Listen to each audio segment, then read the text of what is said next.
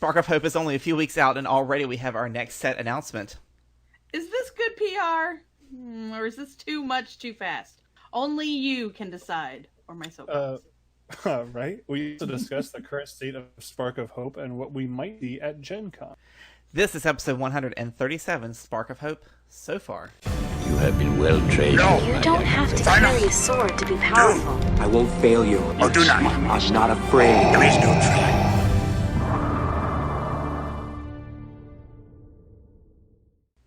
So for those who are watching us live, thank you. And for those who have just recently joined us via post-broadcast, what you need to know is I am now Chief Chirpa. And we assign nicknames. I mean, he is in charge. Well, we started, and we got as far as Jason's and found it so entertaining that we haven't made it any further. Kim's getting me a shirt for Nova, and that's all my happening. updates for Star Wars. Just the importance. Just the important stuff. Kim, how about you?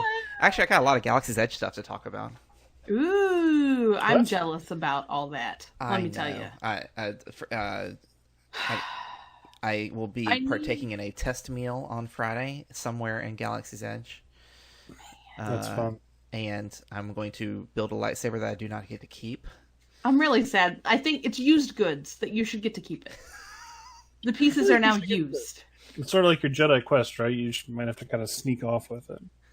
I also would like to have a job the next day, so I think I'm just going to follow what I'm asked to do. Fair point. And we got cast previews coming up, so I called up a couple of my guys from Coffee with Kenobi who are going to come join for that. Ooh. So Aaron Harris and David Motters, who do the Resistance Reaction show, are going to come hang out at Galaxy's Edge with me and Sarah and Ray, so that'll be fun. I tried to ask him to come. Star Trek to get the whole, instant delivery of where I want to be. Like the transporter system? I need the transporter system to be a thing. That Picard trailer, though. Let me tell you. It looks pretty cool. So good. All right. Picard's like my favorite captain. And now back to Star Wars. Kim? I said it. What? You get me on my Star Trek captain. That's a whole other podcast we could do. Whole different thing. The Next Generation. My heart. Anyway. I have to scroll down because I forgot what I said. So I did not get to play Destiny this week, but I did throw more money at FFG because why not? And we picked up Star Wars Outer Rim. And we got that to the table this weekend, and dang, that game is fun. Is it good? I kind of didn't want it to be because I give them enough of my money. And we own Firefly the game. And this is, if you've ever played that one, it's very similar. But you get, so we did follow the rules that said, this may be your first playthrough that you want to do. So I played as Han, because of course I played as Han. And the hubs played as Boba Fett. So we were kind of on two very different paths, which is kind of cool about that game, is I can focus on delivering illegal goods to get fame and get money and buy a better ship and hire crew and that kind of stuff. And Boba Fett is looking for bounties and turning bounties in. So that was kind of cool. And by the end of it, I bought the Falcon. I didn't get to flip it to the Falcon side, but I had the ship. And I had Chewie and Maz and Hondo on my crew. So I was pretty happy with the end result. I lost. You got Hondo? I had Hondo. That's maybe why you didn't get your ship. No, he gets you more money for each illegal good that you deliver. So you get an extra 2,000 credits if he's on your crew. And then you shake the card up and down and you find the rest of the money that he's hiding away. I wish. Yeah, I'm sure some of it's getting stuffed in his pocket. But it's a great little base game. There's definitely going to be expansions because there's I forget what the deck's called within it, but there's big chunks of numbers missing. So either FFG forgot how to count or surprise, surprise, they're going to create expansions that you have to go buy for a game of theirs that you own. Do you get to interact with the other players? You can. Okay. So it can be as take that, I guess, as you want it to be. And I think the more players you had on the board, so you have ship to ship combat that you can do if you end up in the same space, and you have, if you're both on the same planet, you can. There's also some jobs that allow you to go after the other player. Some secret stuff that you can do, take cards away from them or crew away from them. We played pretty nicely just for the first go through on it, but you could get more cutthroat on it if you wanted to. So all you needed to do was go to the Sarlacc pit, give a little, jab. Exactly, and I'd be done. But it's cool, like, you uncover different, and it's kind of a race. Like, I wanted Chewie on my crew, but there was also a bounty flipped up for him, and we didn't know what planet Chewie was on. So now it was trying to go from planet to planet, and one of us find him first. That's cool. Because if the bounty gets turned in first, his little token is removed from the board, so I would never have an opportunity to put him on my crew. But there's a lot of characters you can play as. Lando, Boba. Honestly, I looked at Han and I didn't look any further. But recommend that one. That was fantastic. Yes. I had to kick my dog out before the show started. I'm having a battle of wills right now. That's awesome. He may or may not need an introduction, but we are happy to welcome Mike Hill from Ohio back to the show, one of our resident writers and familiar face of the podcast at this point. Mike, an all-around pretty good guy. He is a pretty good guy, and he knows how to play Star Wars Destiny. Barely adequately. He does it fairly adequately. He plays quite adequately, yeah. Okay. And good deck builder too, or at least like deck building. I mean, he's a good deck builder. He makes the weirdest things work. I love it. Like, that's what's important. We've got a good crew that does that. I think in the local group that we see, you guys really put together some cool stuff. That we have a lot of fun. We're a good deck building group. I think. I mean, the decks don't always work, but we're a fun deck building group. Yeah, that's okay because it's they may work within the group. I mean, I've seen some crazy stuff happen that probably wouldn't work anywhere else, but. Part of yeah. It's good. It's nice. It's nice. Makes it an entertaining Wednesday or Thursday if you get to go. Well, it helps. It really does. Keeps things fresh. We don't have a whole lot of players that are stuck on one thing. So that's good. Yeah. That's good. Nobody. You guys rarely because I don't get to make it as often, but it's not usually coming in there and you guys are pounding through the same day unless it's getting very close to a big event. Otherwise, somebody's got something different. I guess ask me in October if I'm still playing 100 different decks. Right now, I've probably played 3 or 4 in the last week. Wow. That's impressive. I mean, but, to get all the testing and stuff in. So, you've been playing a lot, and as we all know, the primes, which are sort of regionals, have been announced, or at least the stores have been announced about the dates and times, and you guys have one coming to your neck of the woods. We do have one. There's a running joke at our local that every time something happens, I somehow manage to win. Usually not through any skill of my own. It's just a deck call or some sort of strange series of events or matchups. But I'm looking forward to trying to win again. I'm sure we're going to have people over from Columbus and up from Cincinnati and Louisville and down hopefully from Toledo and maybe over from Indianapolis. So we usually get a pretty good draw. We ran just over 50, I think, for our regional, and a lot of our store championships even hit or have hit in the past. Pretty significant double digits. So awesome. It's a good location. It'll be fun. Yeah, it is. Yeah, it's a good location. It's a great store. The staff there is awesome. So if you are in Ohio or near Ohio, it's only 3 hours from Louisville, 3 hours from up in Cleveland, hour and a half from Indianapolis. So 100%. Come crush my soul. It'll be great. I'm going to come hang out. I'm going to leave the skilled playing to those that are skilled. Speaking of crushing skulls and crushing skulls. No, crushing. What souls. are you doing, Troopa? Chief, I'm looking for crushing skulls. Wait a minute, up over the fire. I was trying to create murderous teddy bear. Teddy bear. I was trying to create a really good segue, and obviously none of it happened. So we're just going to jump into the news. Let me take that back, huh? You'll find what you need.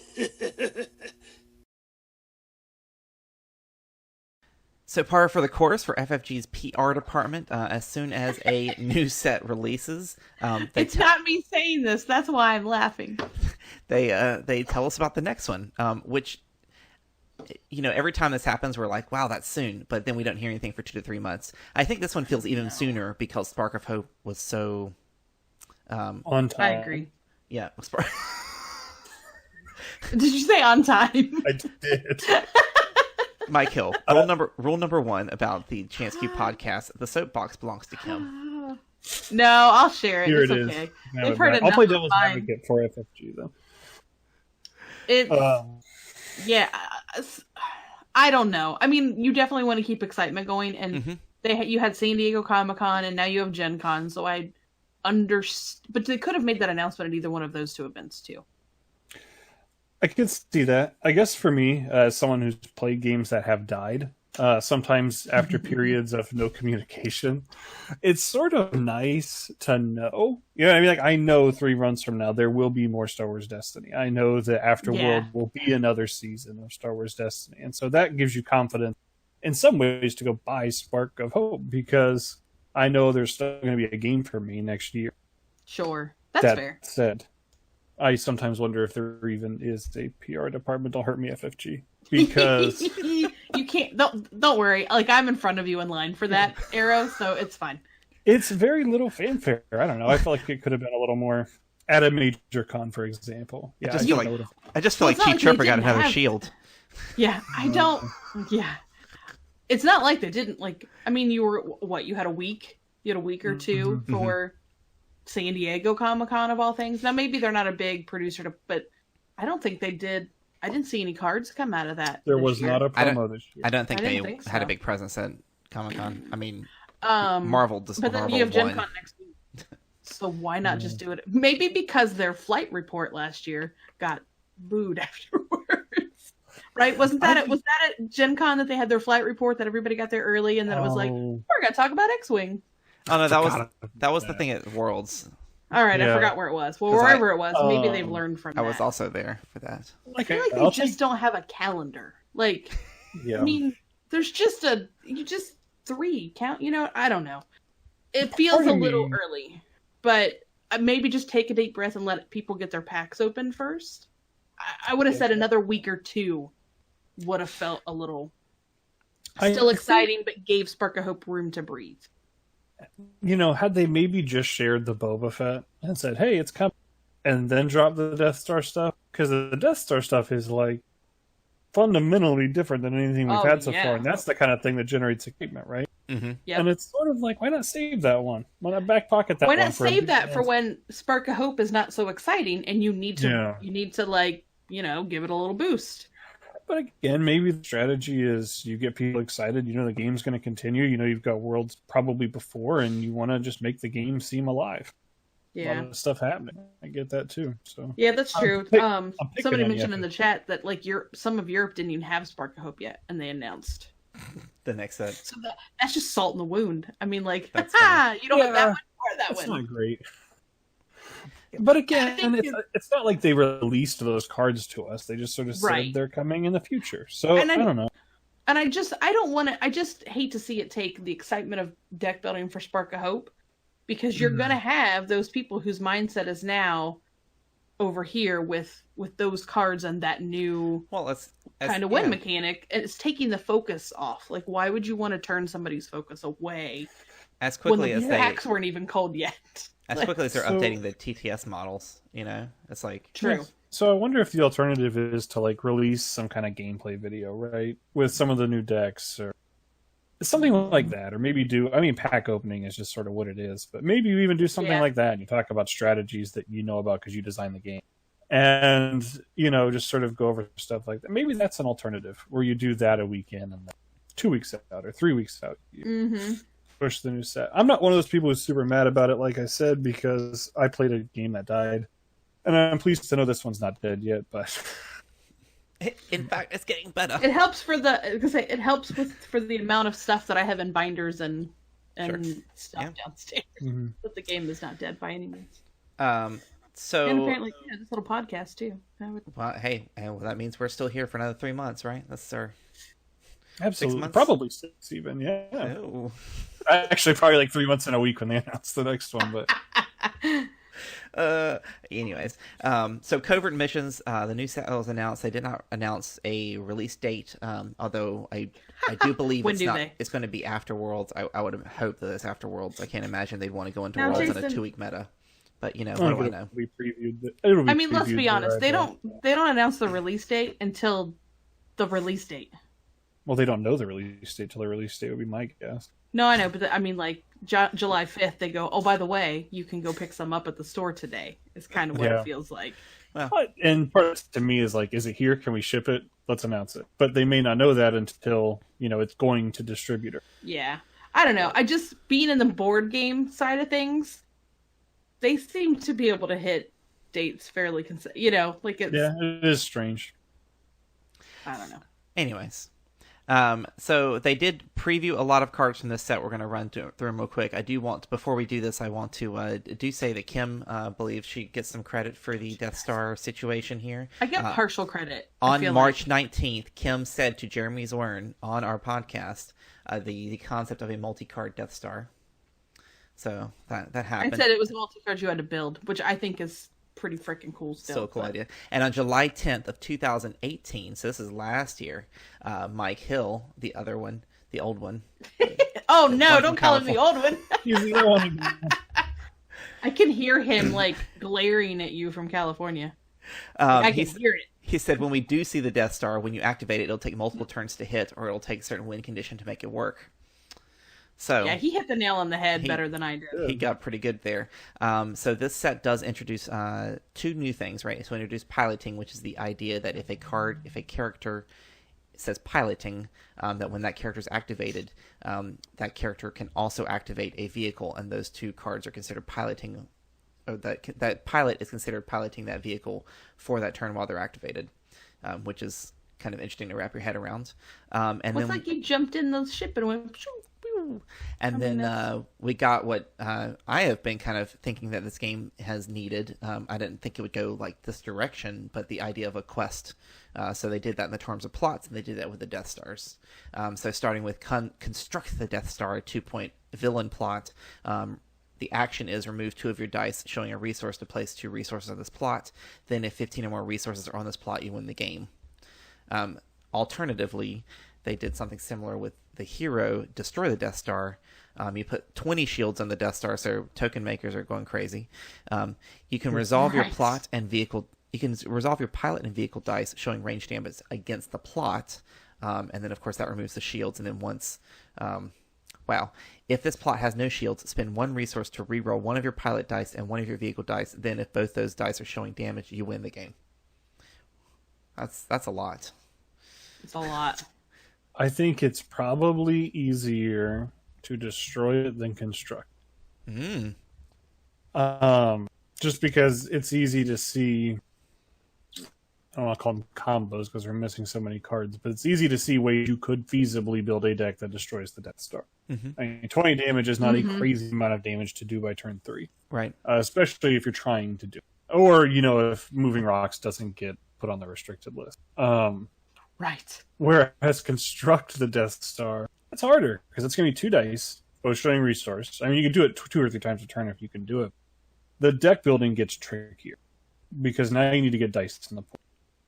And we don't have a lot of, there aren't those cost chance cube style cards that you really think about using here. And so it's like you think about a Piet or obviously, the new Krennic or something. And it's just, I see it, I get it, but you have to survive 3 or 4 turns to do this.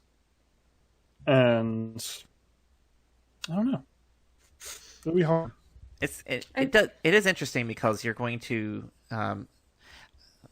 there's a couple of things here. One, I really see that there were so many solidarity tournaments that went out there because of the theming, because of that particular plot. I will imagine that some stores will start running the Death Star tournaments. Right, everybody's got to have one of the other of these plots. But it's fun. It is interesting in a way that it's very much like a mill deck, right? Your goal is not to do damage to your opponent. Your goal is to fulfill the condition of this plot, this mission, this quest, and to build your entire deck around that and not die if your opponent is not trying to do the same thing, right? If your opponent's not doing the quest plot, their whole goal is to kill you. So having to avoid dying while being able to still fulfill the requirements of the plot. And that does bring kind of interesting... I mean, this type of card is encouraging more... I believe it's encouraging more control builds. Or faster builds, right? It's either a fast aggro or something that can make sure your opponent's not hitting these these particular dice combinations that they need to hit. Well, piloting is huge here because vehicle decks are slow. They are notoriously slow. It's like activate my character, activate my support, activate my support. You're 5 actions in, just activating. And so piloting, speeding that up actually helps a lot in terms of just being able to pick a different battlefield for one. A guy from my local mentioned that he plays vehicles and he has to pick like 2 different battlefields, and now he can pick more because he might be faster. Mm-hmm. But it's like, so if you're playing Destroy the Death Star, right? And you got to sit down and you're playing Luke and Luke's X-Wing and whoever else he's playing with, and your opponent sets down a team that's got 2 10-cost characters. What do you do? Because hypothetically, you could ignore your Death Star, just shoot him to death, right? Mm-hmm. I think that style of deck offers a little more freedom, a little more flexibility than the other, which is hard set to you are removing your resource. Yep. And I if think they you're get absolutely right. Easy pickings. So, okay, I'm set back a turn. Or... Yep. I'm not saying it can't be done, and someone smarter than me will probably build a nasty combo deck.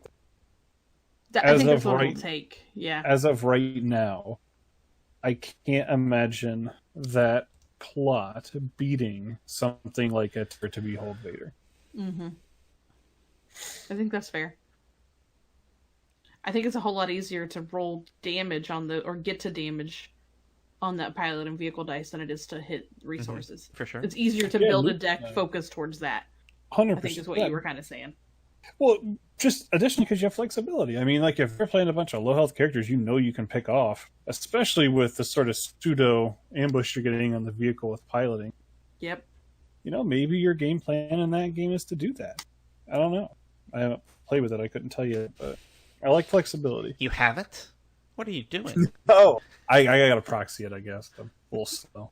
I'm mostly just like I swing on lightsabers, so the change of pace for me. These plots that come with a support suite of characters and events and upgrades and the things that help try to get to those goals quicker. Director Krennic is a villain character, red character leader.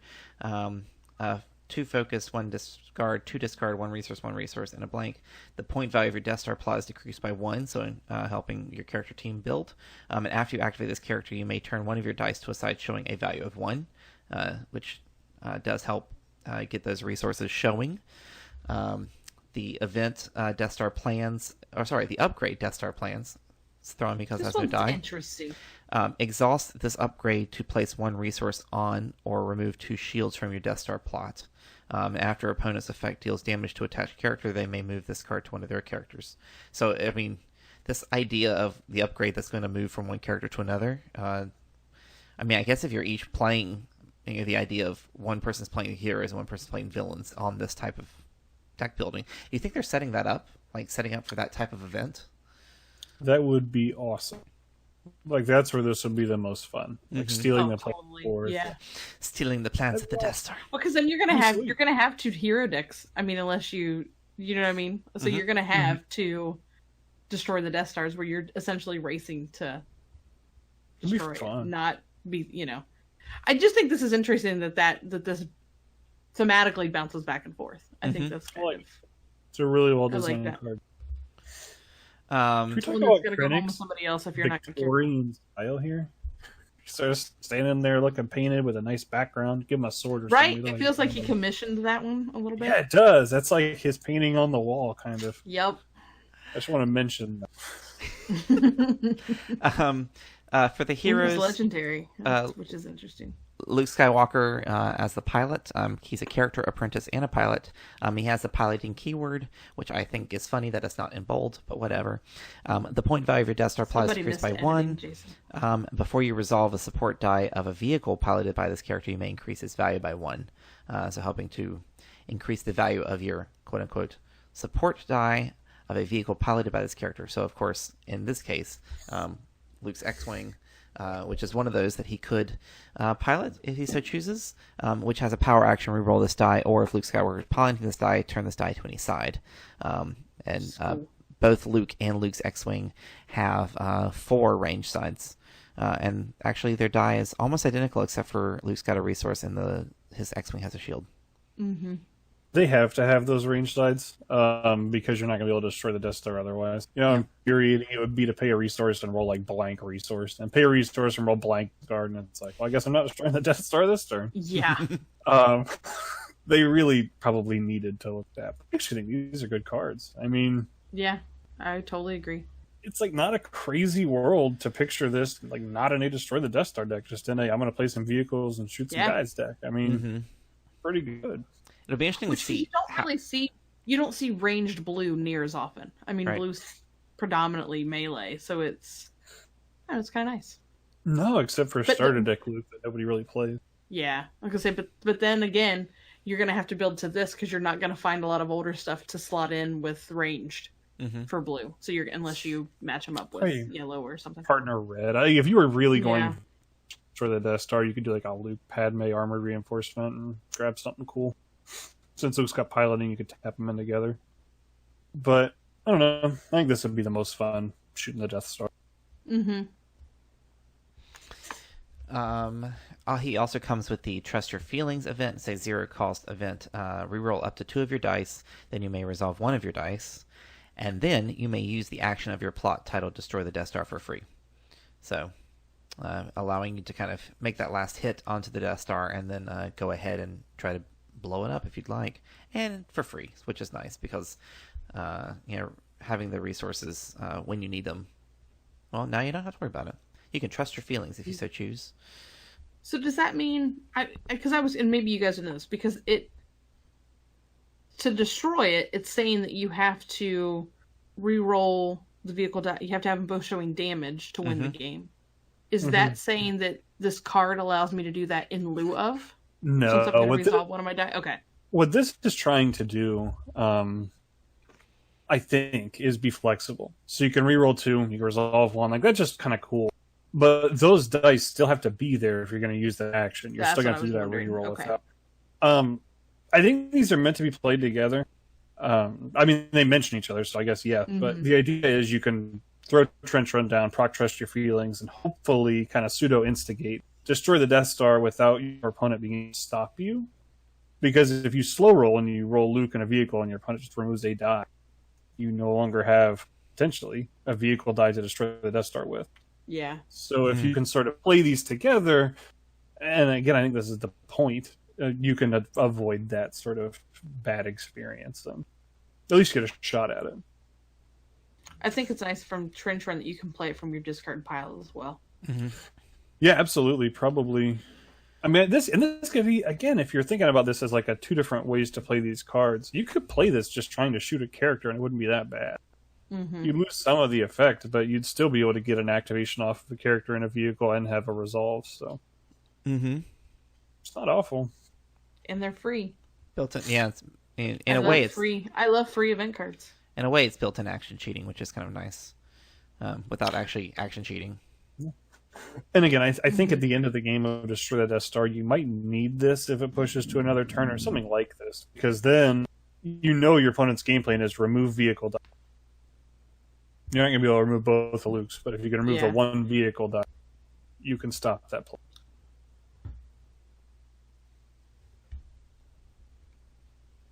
Sorry, yes, correct.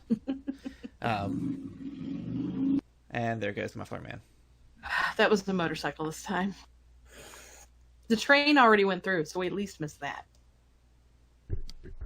I missed out. So Amazon Prime Day, I missed because it was one of the deals that was on time. Small side note, but it was one of those things that went around your mic, like the big piece that sits that's all, to block sound. And it was ridiculously cheap, and it had just gone off sale whenever I found it. So whoopsie daisy.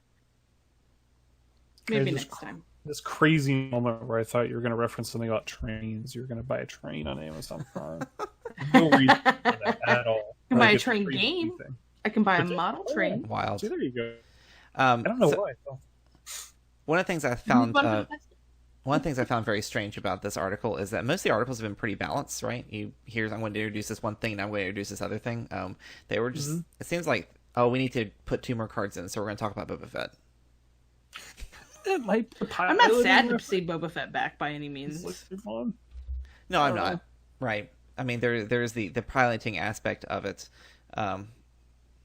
sort of. Yeah. Yeah. So Boba Fett is a yellow character bounty hunter villain. After an opponent's character is defeated, for each bounty on it, you may roll one of this character's character upgrade dice into your pool. And he's got some mixed damage there with 1 range, 2 range, 2 melee, 1 disrupt, 1 resource, and a blank. I hate mixed damage. Yeah. And then I just struggle with it personally, like to build correctly around it. Mm-hmm. And then paired up with the Slave 1, his vehicle where when this vehicle's out on the table, Boba Fett and Jango Fett each have piloting. So Boba Fett does not come with piloting, but his vehicle does allow him to pilot it, which is kind of cool, a way of doing that. And after the support becomes piloted by a bounty hunter, you may deal 1 damage to a character. So it has that ping action with it, and then has some modest. I'm surprised for 3 resources that it has the damage that it has.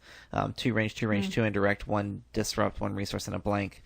But maybe they're putting a premium on the piloting aspect of the card. That's what I'm assuming. I think they're factoring in the 1. I think they're assuming you're always going to get the 1.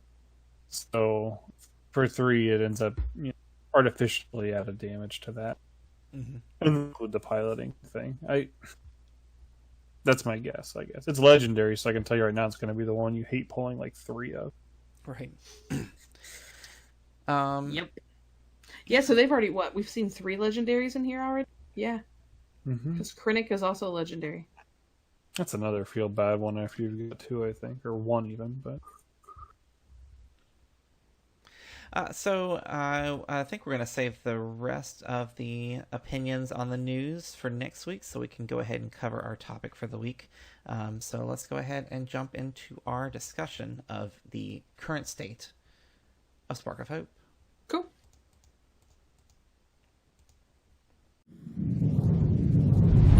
But you know what I always say. Speak softly and drive a big tank. Spark of Hope has been out for not long at all. I think a week or 3 2. weeks? 3 weeks? Has it been out for 3 weeks already? It's been 3 weeks on Thursday? I've had, I think now. Yes, because this will be our 3rd Wednesday tournament. With it? Yeah, because I've Sounds played. right. Yes, this is our 3rd Wednesday. So. Wow. So it's been however long that is.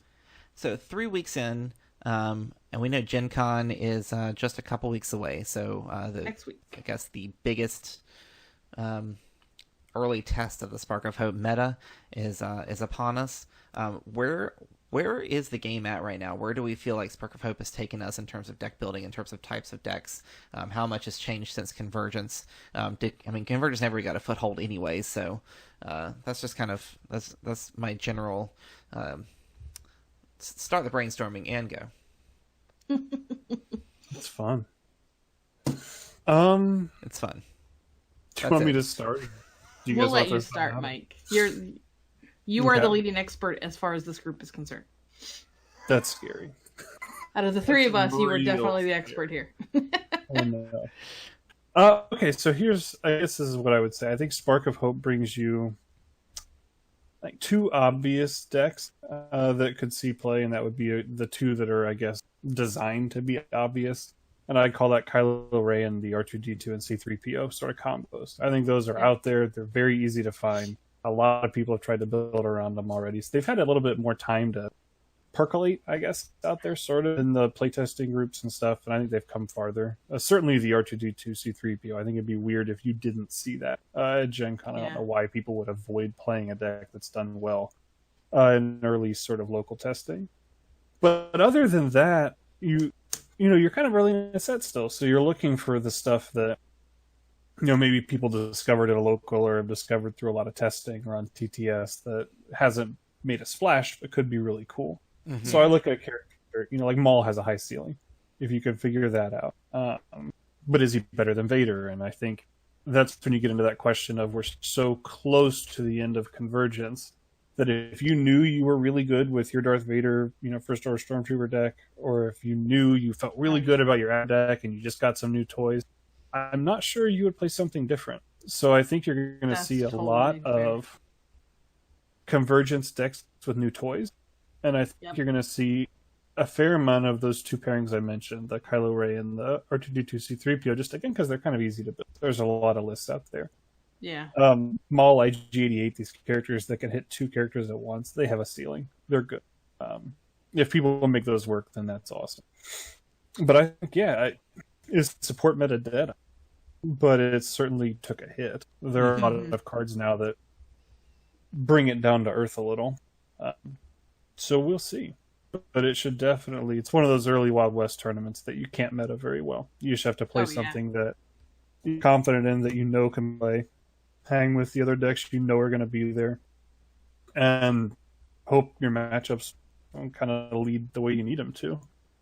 I would say that as a general piece of advice, if you're going to GenCon and you know this is your meta, test your deck against those things and have a game plan. I'm not saying you need to have a 60 or 70 win rate against this stuff, but you need to know what you're going to... You can't sit down across from R2D2 C3PO and have never seen the combo, because you will lose.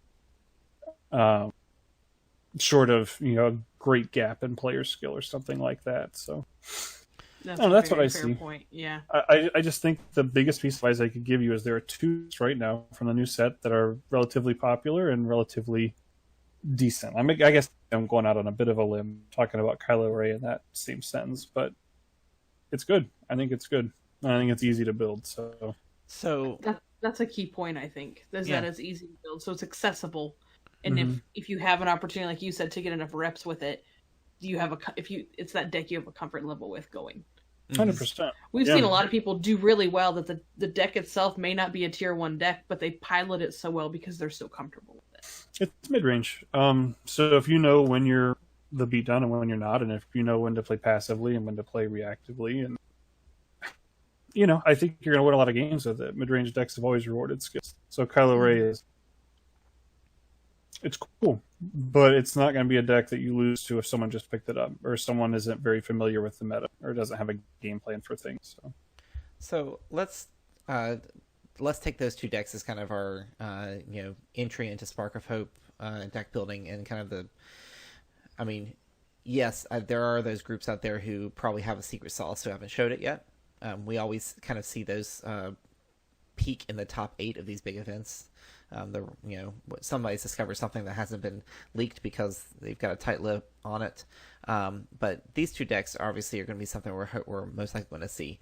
So for someone who either doesn't have the time to read up or watch videos, or doesn't have the local group to really test against, what is it about the C3PO R2D combo? Like, what kind of deck is it?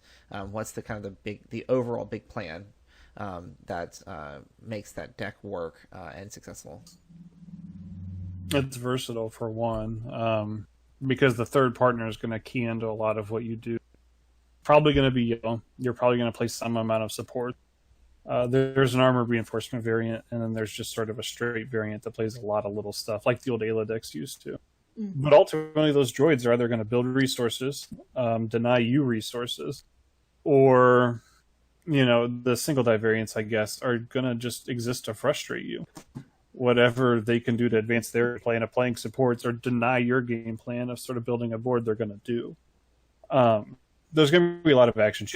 I know military camp got put on the list, but you can still droid stay out. You can still instigate. You've still got plays in those decks that generate that combo of the no interact double resolve. So I would just, against that deck, you got to be aware that their board is going to reach a point, like any support deck in the game does,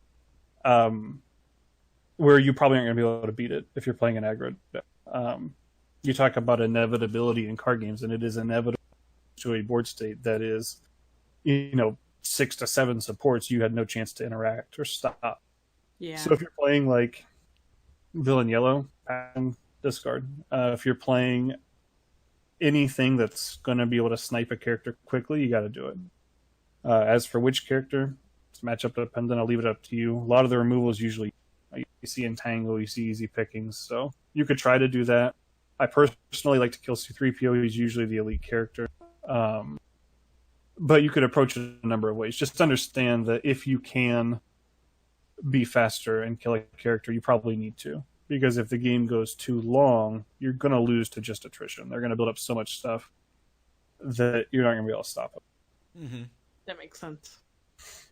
And they're very, I guess about that, I would say they're very hard to stop, because if you do sort of bring those droids out at the same time, and you do get those resolves off, and you do build those resources to resolve that drop, it's hard to interact. And so you got to find your interaction where you can. You have to have an answer to that. Your deck can't have no answers to that strategy. So whether it be aggressive or whether it be removal, I don't think you can build a deck that has no interaction. And so it's support hater, it's aggro against one of the characters. That's my take. No, I think that makes sense. And then as far as Kylee Ray, I know you gave us a wonderful piece on your early build version of that deck. How do you feel like it's playing out right now, and where do you think the strong points are? So I'm going to jinx myself, right, when I say this. And this is not in any way a brag. I'm not trying to make it that way, but I have not lost a game with that deck in local play in 3 weeks. That said, it has weaknesses. I mean, it's like any other mid-range deck. Combo's usually the weakness to mid-range, right? Because a lot of times you can sort of outlast aggro the way that you need to. You have good answers for that, but it's hard to have an answer in mid-range for the sort of tricks that combo can pull. So something, not that it always exists, but something, along the lines of the old Seven Sister deck, you're going to lose. You're not going to be able to stop that, probably. You're just not quite fast enough, and you don't have enough answers. But right now, it looks pretty good. The droid deck stuff, it's got a lot of health. It's going to spit out a lot of stuff. You're not going to have the same board state they do, even built up really well. Mm-hmm. But you can beat it. You just have to understand you're the beat down that matchup, and you have to push damage. No resources turn one. Is there one? Who's better to target if you're playing against that? So I think it depends on what you're building. If your deck packs a lot of answers, you have a lot of removal, kill Ray. You can control Kylo if you need to. If your deck, isn't that way, then there's an argument for killing Kylo, because he is going to be the main damage producer. But Ray's the kill, and if you let Ray build up 3 lightsabers and shields, and then you have to attack through it, and your deck's not that aggressive, you might not be able to do it. Yeah. So just understanding what your deck does and seeing the matchup in front of you, and playing it correctly. You got to have a game plan. The worst thing you could do, I think, would be sitting down across from either one of those decks. I think the droid deck will be more common because it does just have a higher ceiling, and not having a plan. If you just roll characters and resolve stuff, you're going to lose to those decks. Led by a good player. And that's true of anything you play against, I think. But it's especially true in like an environment where your opponent, I promise you, has practiced and knows what they're doing. Unless you're playing the super secret spice.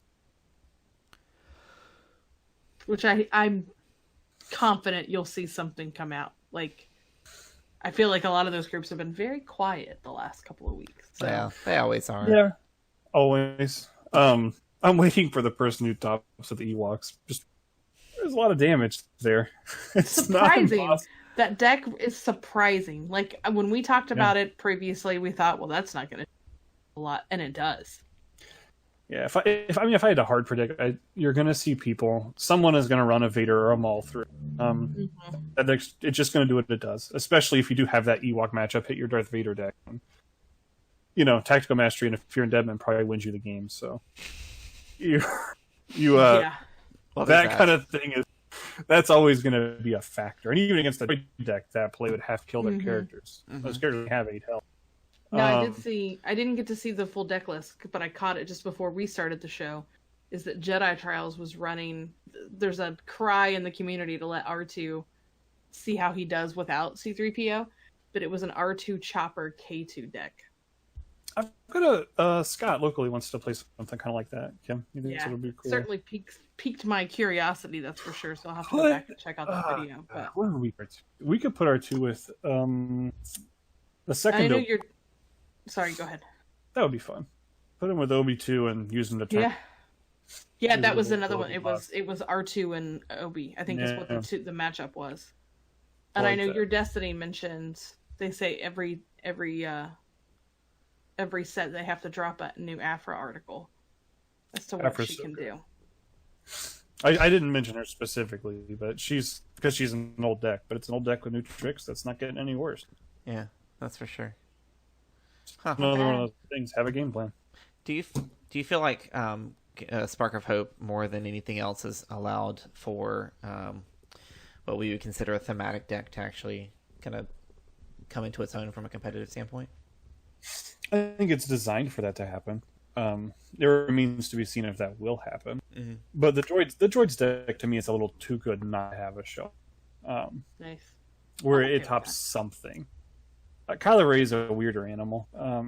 Mostly because I think that it's a lot more it leans a lot harder. The player playing it and knowing matchups, I think it's easier to misplay. So, as a tournament deck, I think you're going to see a lot of people bubble with it, where they play relatively well and lose a pressure game. Gotcha. I think that's a prediction. That could be totally nonsense. Maybe everyone will talk about it. I don't know how many players. Do you know, Mike or Jay? I'm not sure how many players they have registered for the event at GenCon. I haven't heard. I haven't seen the registration, but I'm sure it's a lot. Tends to be a lot. Yeah. Yeah. Well, GenCon's so big anyway, so huge. Go hang out with 60,000 other of your friends. Kim's like, nope, not me. Origins is more my size, if I'm being honest. Origins, yep. And it's every year I go, maybe I'll go to Gen Con, and then I think about the size difference. 40,000 more people at that convention, at least, than the one that my local, Origins. And I'm like, it's a lot. Not spread over that much larger. I mean, it is, but still. I mean, that's a quiet day at the Magic Kingdom, but hey. Right. Yeah, right. Yeah. Right. Yeah, for you, you're like, whatever. That's nothing. But... I'll let other people break ground at Gen Con and make a cool meta. We'll see how it develops at Nova, and then as we get closer to Worlds, that's when you have a set meta, then you can try to break it a little easier. Yep. I think you're right. We'll see a much more settled meta at Nova than we do. This is kind of the Wild Wild West right now, I feel like, because we don't know what's great yet.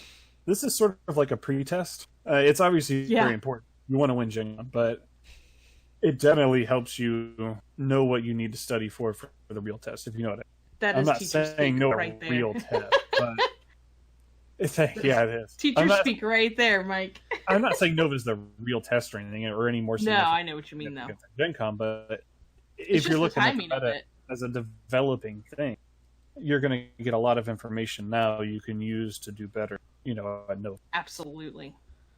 Yeah, if they would have followed normal release stuff, I don't think I've seen Spark of Hope in Gen Con. If they would have followed, I don't know. I don't know what to say a normal release schedule is, but these two not being quite so close together. Right. Every 4 months, I think, for 3 sets. Yeah, I think Gen Con could have been a very different event if it would have just been Convergence and all those decks would have had time to really settle in. That meta would have had time to settle.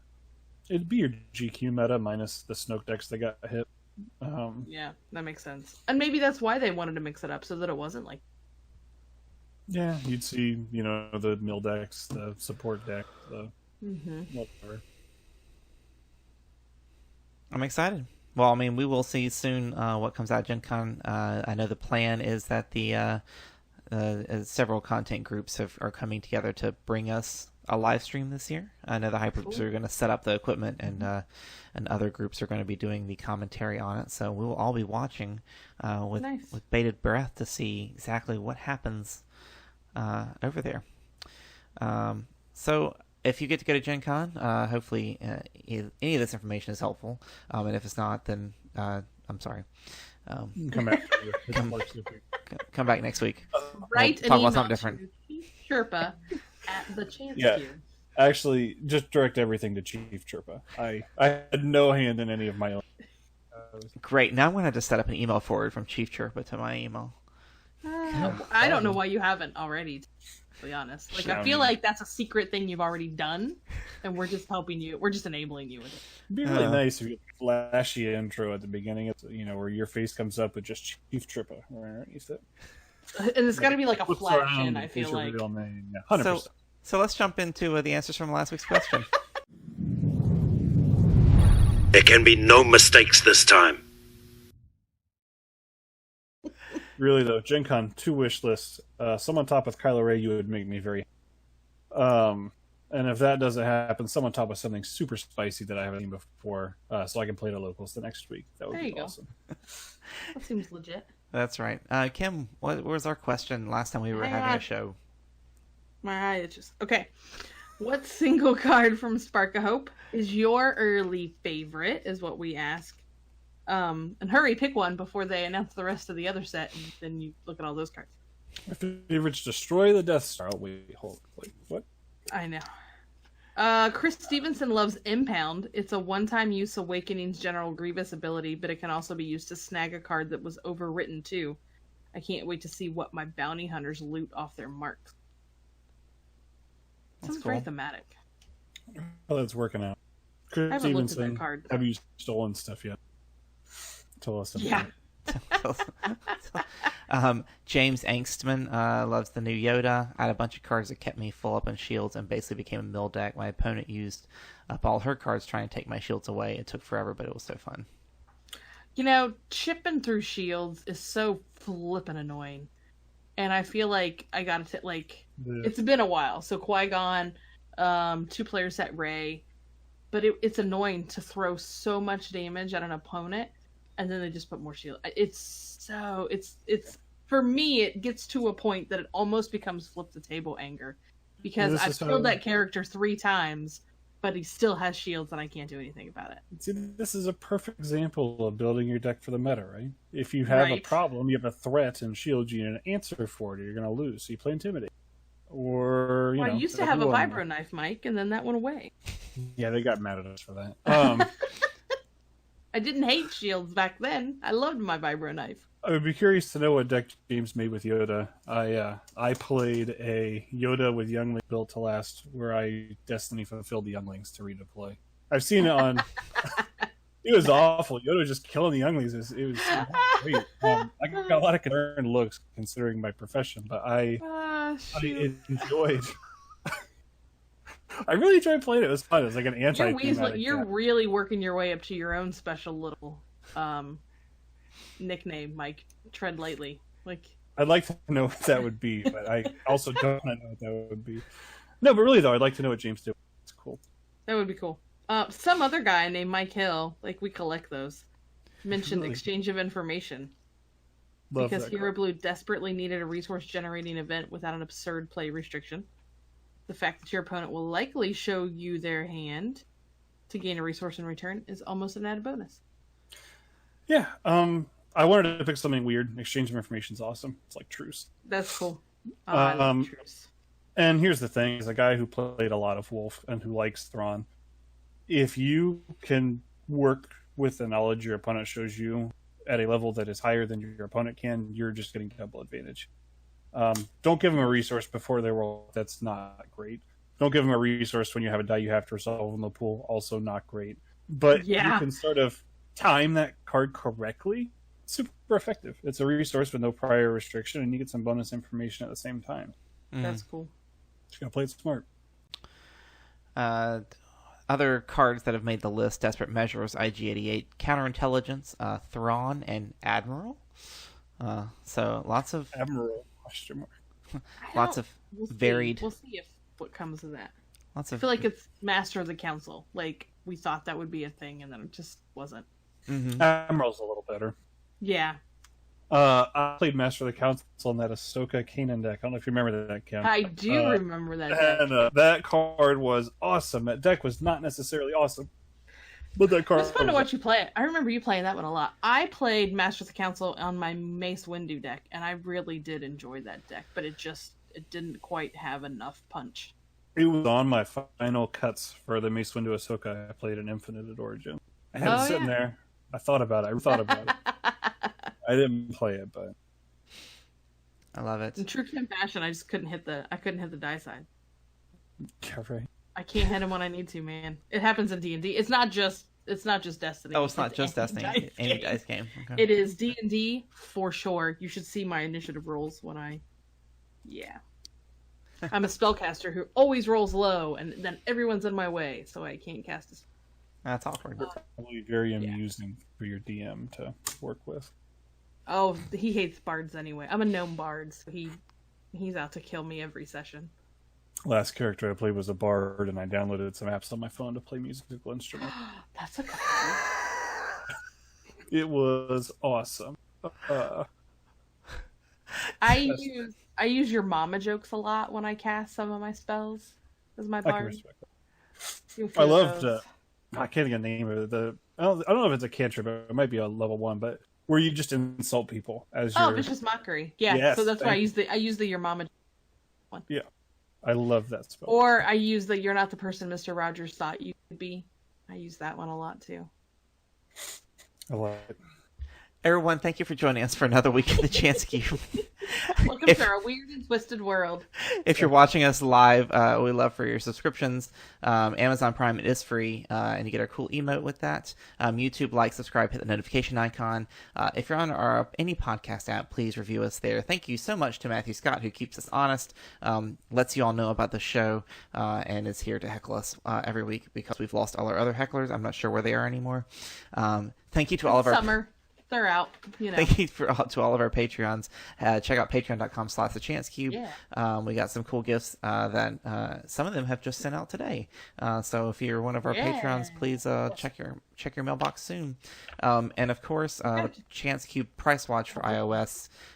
Check out that app. And I have just started working on the Android version, so you are welcome. Good. We need to do we're going to have to do a Watto giveaway. So you guys have to stay tuned for that. Oh, giveaways. We haven't done those in a while. Know. Head over to our Facebook page, pinned to the top. We're going to ask you this week how you store your dice collection, because I'm just curious.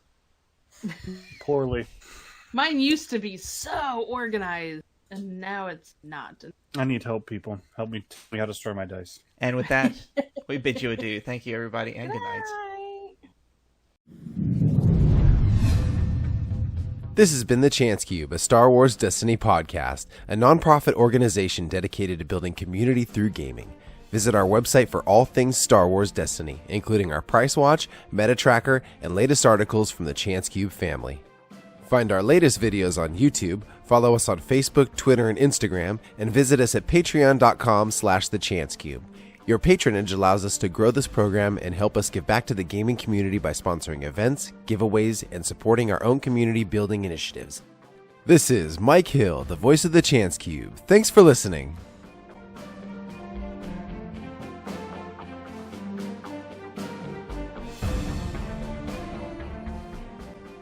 The Chance Cube is not affiliated with Fantasy Flight Games, Lucasfilms, or the Walt Disney Company.